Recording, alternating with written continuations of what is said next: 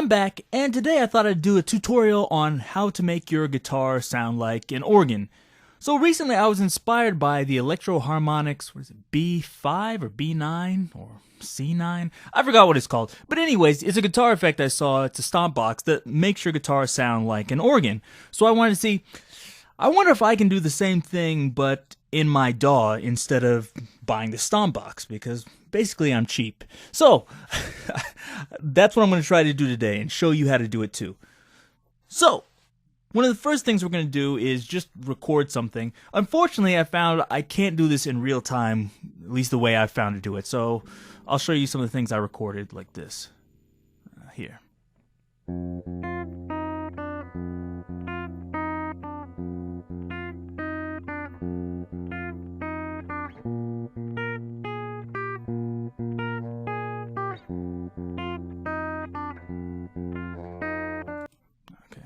Not recorded that well, but you get the idea. So what we want to do is we want to change this into an organ sound. And at first I thought, like, how can I do that? But I remember, like, organs are usually just sine waves. And they're just, different combinations. It's kind of like an additive synthesizer. The first additive synthesizer, I guess. So let's look, I think, how can I do this? I looked in here and I found if I use this polysaturator. When I first got this, I thought, like, what is the point of this? I couldn't think of any use for it, but I realized I might be able to do it with this. I looked in ImPowerSynth and I checked some of the presets for organs because ImPowerSynth is an additive synthesizer, and I copied some of them using this as best I could. Obviously, I can't do all the harmonics, but I thought maybe I can do a decent job. So let's check it out. Here's some presets. Let me check out the first one, rock. Here. One of the things I should say before I play this is I have the spectral settings pretty high. I have it at 8,192, which you see is very high, and that causes lots of latency, and it'll cause some stress on your computer.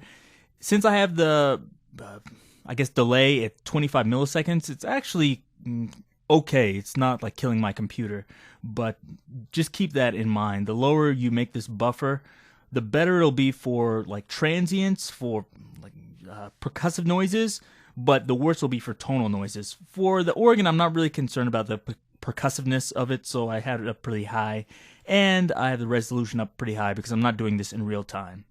Same thing with the minimum and maximum frequencies. I don't need a ton of frequencies, but you can mess with that if you want. But here, I'll let you hear it. Here we go.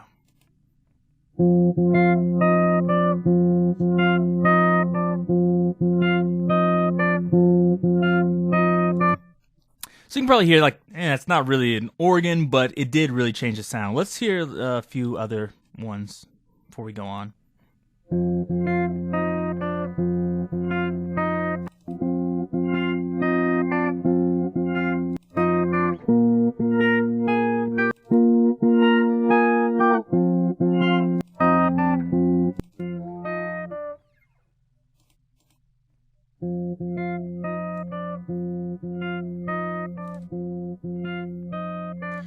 And sometimes it's even better to change some of the settings and experiment with it, because I found some of them, they work well with these settings I have, but some of them I think it actually helps if I move this up. I can get more of that third harmonic, the 3-octave harmonic.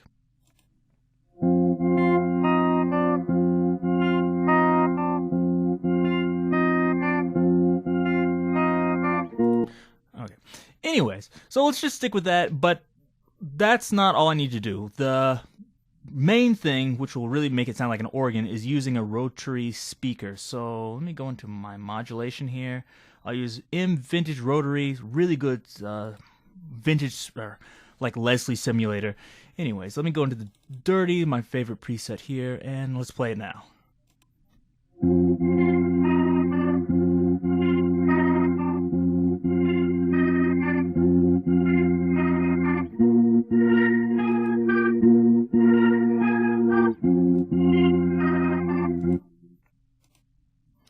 Time's a little bit off, and I think maybe it's a little bit low in volume.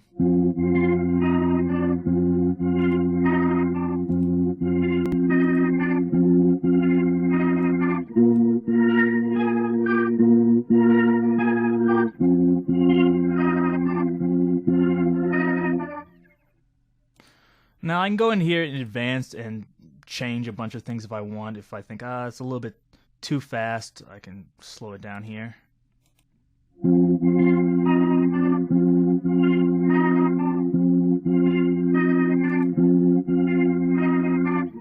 I think that sounds better. And I can go into here, maybe I think slower, maybe it sounds better.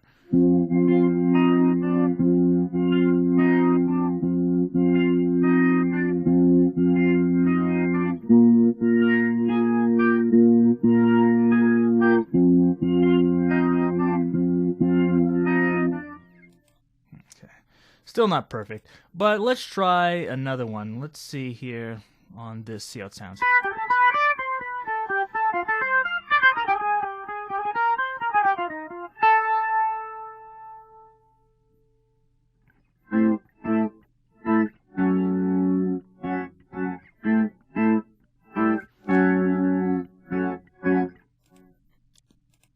Let's see if another one will sound a little bit better. Maybe bright. Let's see.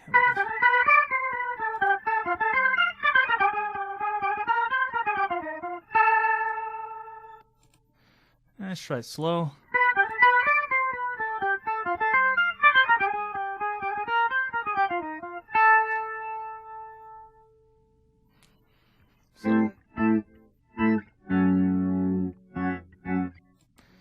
And then I can mess with the balance too if I want it a little bit brighter, or I can turn the width down if I want it mono.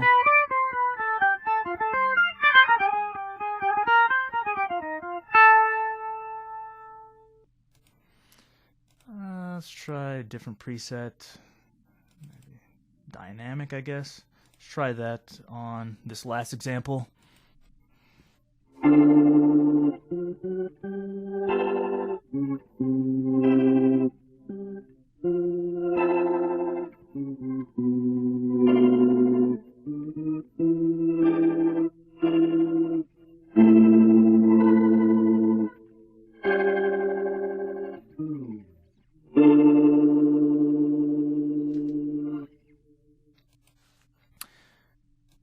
There we go. I think that sounds better. But one last thing is, because the organ I don't believe has any dynamics, I probably would want to take something like a compressor or something and compress it before it goes in the rotary speaker. I don't know. Just use one of the presets. Let's try 1176, see how that works. To get it a little bit more even.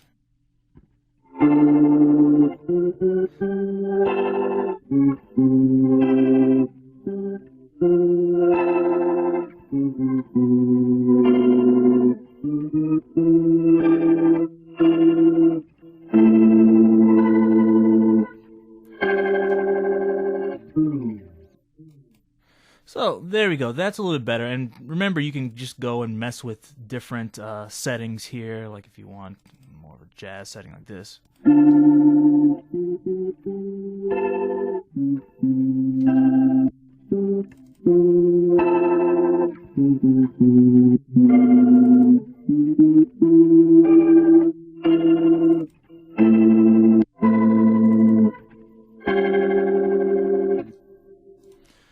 So like I said, you can go and play with those more if you want. And let me show you another one. So at the beginning I played the song, so let me show you how I did that now, okay?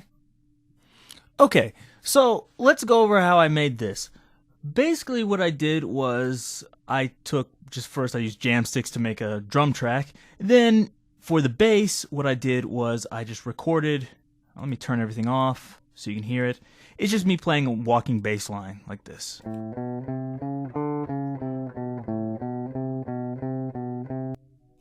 I think I used the bridge pickup. I'm not sure though.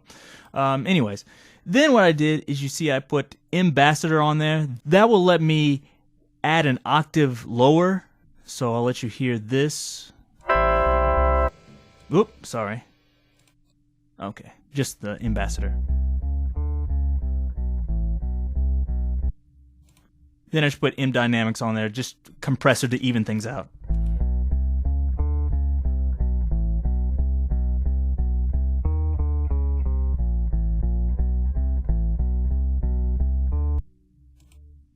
Not the best bass track, but you get the idea. And then from there, what I did is I send this out of this track into this organ track. So I have M vintage rotary here, like this. So let's hear it all together for the bass track.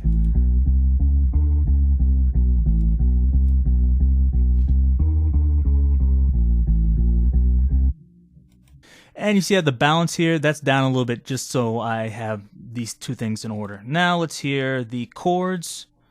So I use polysaturator, I use the jazz one. I think you heard this before in the other video. Let's see here. Then I used just a compressor, the same thing I showed in the other video. And then I used an equalizer because I have the two tracks mixed together. This chord track also goes into organ. And then I have just cutting off the low end so it doesn't interfere with the bass. And this was like some boxy frequency I just wanted to get rid of. So let's hear that.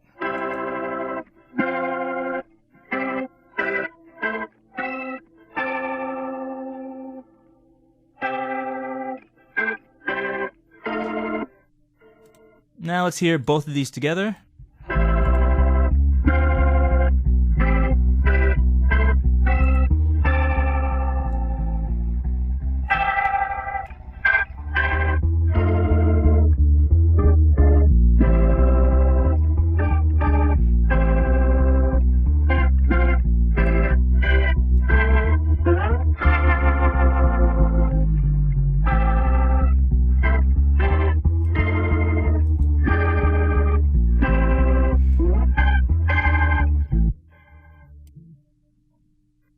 And I'll let you hear just briefly everything.